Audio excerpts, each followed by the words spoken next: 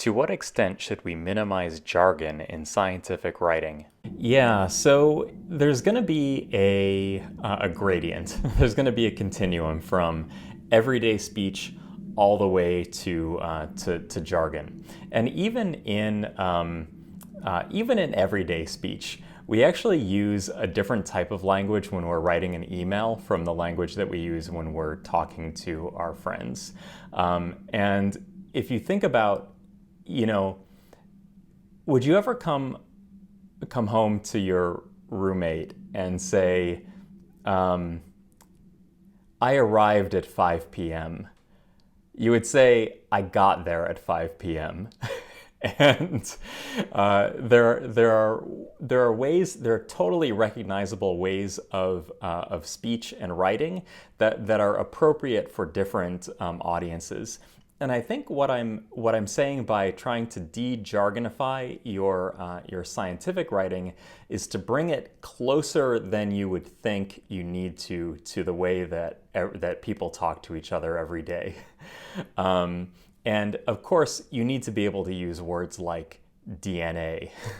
You need to be able to use words like force and energy. But what about words like the murine model when you mean we did this experiment on a rat? There are choices that you can make to make it 10 times easier or to reduce the cognitive load on the reader by a factor of 10 without even doing very much, except by trying not to sound as smart as you are or as smart as I may be, such as it is. So yeah, that's what I would say. It's always a gradient. I like the everyday speech example because sometimes it's like the long the long words that are derived from Latin via French are often the ones that we write, and we don't say those out loud. I think arrived versus got there is a good example. Is it acceptable to use literary techniques like metaphor in scientific writing? Yeah, so the question is, can you take like creative license and use techniques from creative writing and even extensive use of metaphor in technical scientific writing? Is it, yeah. So I think it's honestly it's an underused technique in technical writing, and I think when it does happen, it's very useful. There is a field within chemistry called CH activation. So normally a carbon-hydrogen bond is very stable, and it's very hard to break a carbon-hydrogen bond. But if you can do it, there are a lot of really useful things that you can do. For example, if you have methane, CH4, and you insert an oxygen atom and you get CH3OH, so methanol, then you can burn that as a fuel. So if you can do activation of these CH bonds by inserting another element, you can change it from a gas to a liquid, and then you can burn it in a car, or you could run a fuel cell, like you could do like fuel cell based technology in any way. So anyway, very useful. It had been known as like one of the holy grails in chemistry, and there was a famous article by Robert Bergman at Berkeley, probably like 25 years ago, that started an article in the journal Accounts of Chemical Research by quoting extensively from Monty Python and the Holy Grail because of this word Holy Grail, and he kind of like interjected like chemistry terminology into it. I thought it was very clever. So that's like one example of like using somebody else's fiction writing to enliven a scientific manuscript. I think in some cases, like toward the beginning of my time at UCSD, we were trying to develop some design rules for some materials that had like the mechanical properties.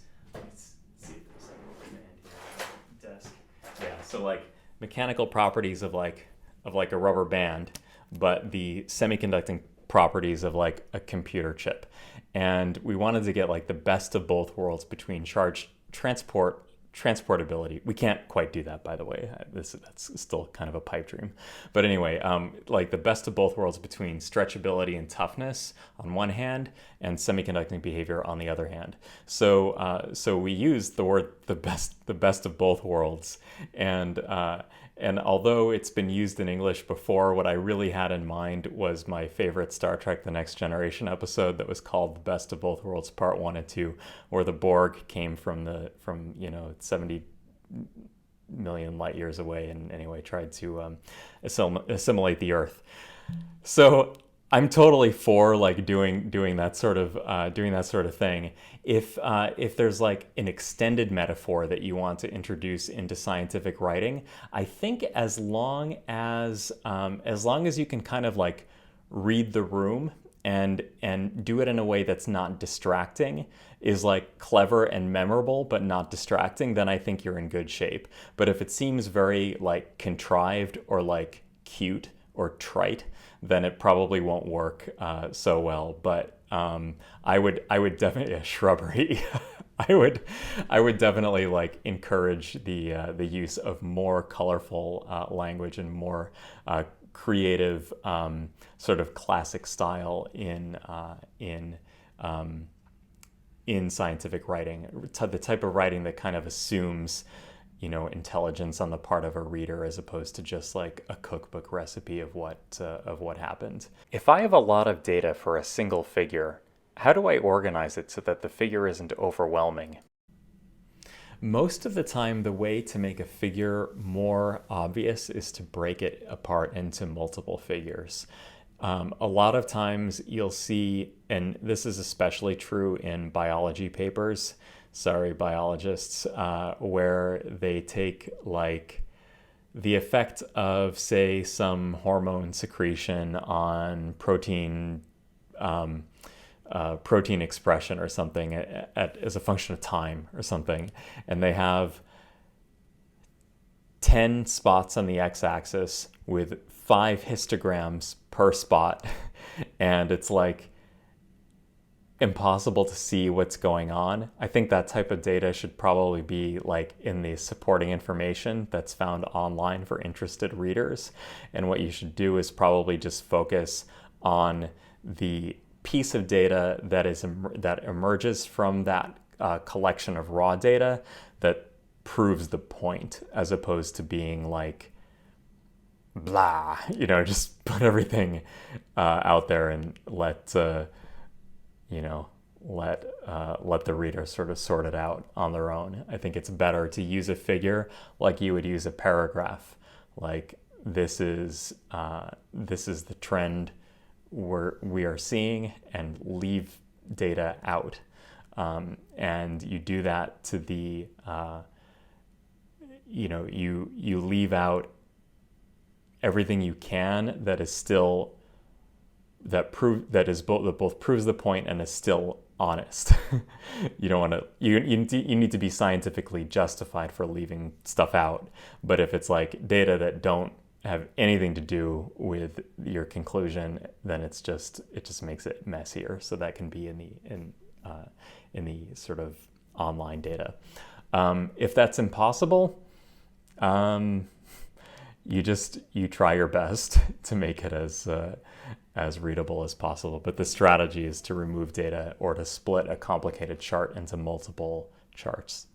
Different readers are expecting to get different things from a paper. How do you organize the content, and what do you put in each section, from the title to the methods? Yeah, there are like 4 levels at which a reader might read a paper. The first is the title, and that sounds ridiculous because it's just a title. But the title is the abstract to the abstract. And believe it or not, there are a lot of papers that get cited when the writer has only read the title. That's ridiculous. Like I have a policy that I won't cite a paper until I've read the title and abstract and at least looked at every page. So the photons from each page will have struck my eyeballs. But let's say there are four levels. There's the title, there is the abstract. The abstract should fairly clearly, with as little jargon as possible, explain the results. Some people think that the abstract is just like an introduction, like this is a problem and here's what we did. The abstract has to contain actual results. The abstract has to contain your key results from the paper. That's the biggest mistake that I see in student writing. When they write an abstract, they don't actually put what the conclusions of the paper are, but they need to be in there. The next level is like the intro and background, and maybe and maybe maybe a little bit of the results and discussion, just to see like with a little bit more detail what the people actually did in the paper. The next level after that is to read the title, the abstract, the intro, and the background, and then all of the results and discussion. Sometimes people will read the intro and the background and the conclusions paragraph at the end, and not read any of the results and discussion. But then the results and discussion is the next step. And then after that, the person who really wants to redo or to really learn what was done in that paper, possibly for the purposes of doing a similar experiment themselves or using that research in their own research, is to open up the supporting information, which is the document in the that's usually online. You just download it and it's not copy edited professionally. It's just like the Word document or the LaTeX document that's saved as a PDF, and then the person reads that. So that's like, those are the different levels, and they correspond to different levels of training in that particular discipline and level of commitment on the part of the reader and how much of it they actually want to incorporate in their own research. How do you write the abstract to draw the reader in? What's the difference between the abstract and the introduction? In my opinion, the hook in a paper, like the first couple of like guitar chords in a rock song, the hook in the paper is actually the first paragraph of the introduction, not the abstract. So the abstract is a little bit too, it should be like bare bones kind of stuff, like one sentence motivation, then one sentence about experimental design, and then a few sentences about the techniques that were used, and then maybe two sentences with numerical results, like this is the percent, effect that we found in whatever we're studying, and then one sentence of conclusion where these results point to the efficacy of the adenovirus-based vaccine for COVID-19. I think abstracts are a little dry, and they're not a good hook. But the first paragraph of the introduction, I think, is where the reader really decides whether or not they're going to like continue reading.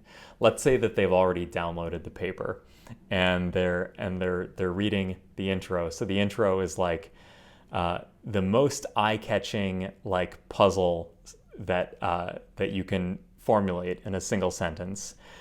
So super eye-catching sentence, then what you did, why you did it, what's new for the first time in your paper, who cares, literally, like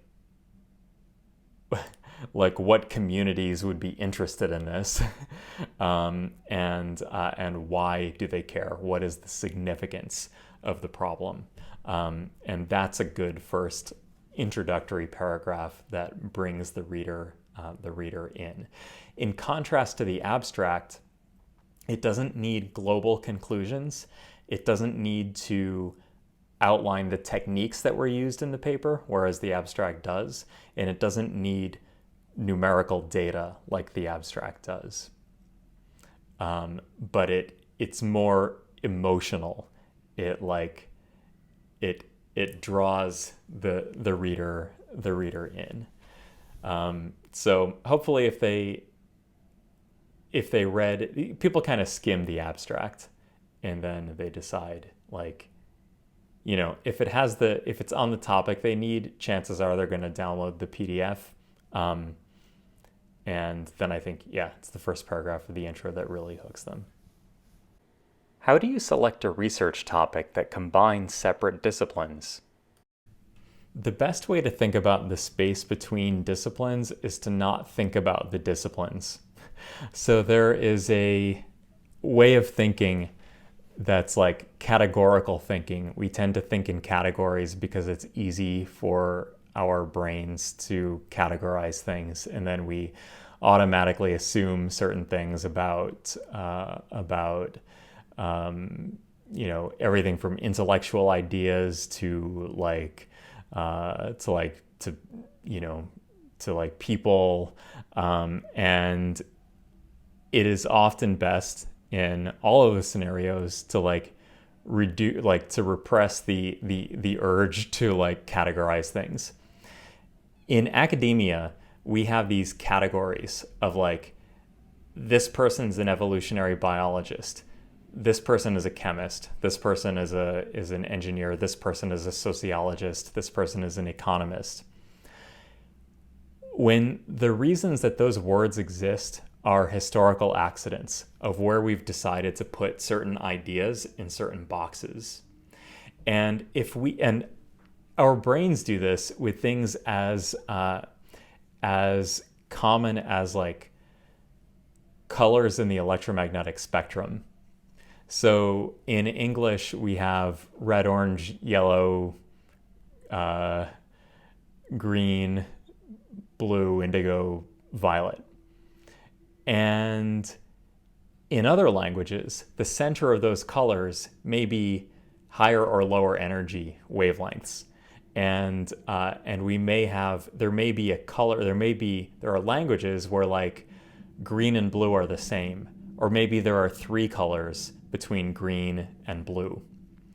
The simple fact that our brains take this continuum of wavelengths and divide it into the Roy G. Biv colors at all actually should tell us something about our own neurological biases, that there's no reason why these categories why the rainbow has to be 6 colors when it's a perfectly continuum gradient from or is it 7 colors, whatever it is.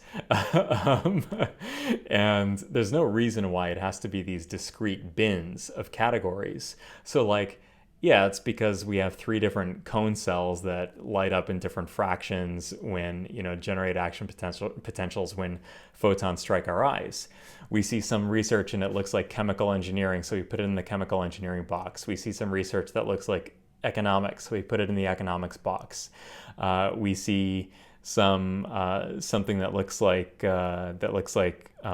art history as opposed to history. And then the space between disciplines ends up looking like World War I no man's land, where nobody is going to be, because people don't get tenure for being in those areas. And tenure is when a professor does enough research that they can't lose their job anymore unless they do something really, really bad. So there's no institutional support for being in these interdisciplinary areas unless the person in those areas is a really good salesperson and can describe it can defend the ideas in a particularly vivid way. So it is difficult to work outside the established disciplines, but on the other hand, it's also a less risky strategy, because if you are in the center of chemical engineering, or you're the center of molecular biology, then you're competing with a lot of people, and you have to be really, really good at what you do. But if you're in the middle of molecular biology and economics, where nobody lives, then you might be the only person there. Anything you do is new, and it's a lot easier to make an impact because you're not competing with a bunch of other people. Should you follow your passion or focus on developing skills? How do you know how your own skills can help inform the selection of a research topic? I would look at what you are passionate about in one category. I would look at the things that you are accidentally good at as a result of having done them over and over and over again. Maybe in some summer job, maybe in like a club in high school or college. Let me give you an example of this. I got really, really good at mental arithmetic at a young age. I'm not that good mathematically generally, but I was very good at adding up numbers in my head like really quickly because of I was in a bowling league in middle school and high school, and we didn't have electronic scorekeeping. So a lot of times you have to add numbers between 10 and 300, well, 10 and 270, I guess, up, and in chunks of like 1 to 30. And you don't really have time to carry the one and stuff. So there are sometimes things that you did that other people haven't done that you're kind of like accidentally good at, and those can be differentiating factors. The thing that you're really passionate about is sometimes deceptive because a lot of people are passionate about like solar energy, but there are like 10,000 solar energy researchers. And it's hard to differentiate yourself in that area. But there might be some other area of like solar energy, like say you really like structural materials and you like making inexpensive structural materials. Now, people don't really know this because this isn't necessarily like the most exciting part of solar panels, but half the cost is the installation cost. They call that the balance of system cost. And if you can make your installation racks out of really, really cheap like materials and install them and cut out all those costs, there might actually be a really good material science, like a really good, there might be really frontier material science to be done in that area, even if it's not the part of the device that's absorbing the light and separating the charge and doing all of like the cool like efficiency stuff. But if it costs twice as much, then who cares? No one's going to install it, you know? So there are parts of certain problems that you're passionate about that might line up with things that you're good at. So where is like the well of things that you're good at? Look at jobs you've had. Look at things that you're like accidentally better at than other people. And then try to step back and take a realistic assessment of like, when I'm in this class, I'm a B student. When I'm in this other class, I'm an A student. And you can sometimes it's because there was a bad professor or the book, sucked or whatever, or you were sick, you had a bunch of colds or the flu that time that you took that class. But if it happens over and over again, even if you don't think you like the topic that you get an A in, statistically you probably do like that one a little bit better, but even if you didn't, you can really push on that and like try to get better at that, because you're already like outside the bell curve in a class where you feel good about the material, and if you continue to invest in that topic, you'll develop more skills at it and you'll actually become more passionate about it, because people like to do what they sound good doing. People like to do what they feel good about doing, and if they and what they're good at. So like, the reason why people they play like something on the guitar or the piano or singing or something, and they just do the same thing over and over again, and they don't get any better because they're just always like, they've turned the thing that they're good at into what they want to keep doing, but you can use that to your advantage. And like, if you keep doing something and getting better at it, you're actually going to move like some of your passion into that topic. Like when I was in high school, I did not know that I would be like, okay, if I can toot my own horn here, like in the research world, mechanical properties of semiconducting polymers, you are in the presence of the world's expert in the mechanical properties of semiconducting polymers. I had no idea that that is what my like academic claim to fame would be, but it is, because there were some things that I knew a little bit better than some other people, and the more work I did in that area, the more work that the group did. Anytime I get to talk about it, I'm excited about it, and I love the topic, even though it was like, yeah, if you asked me when I was a sophomore in college, what are you excited about? I didn't even know mechanical properties of semiconducting polymers was the thing. Should one expect their skills and their passion to align? They don't align. I think they often don't align. I would give up everything to play the piano on stage, but that is never, ever, ever, ever going to happen. But I am really glad that's not ever going to happen, because I'm like able to make an impact in something that I'm actually like, that I actually have some marginal skills in. So I think the life strategy here is to take something that you're good at, develop a skill, develop a fairly specific skill, and the more into it you get, like the better you get at it, the more it will actually become your passion.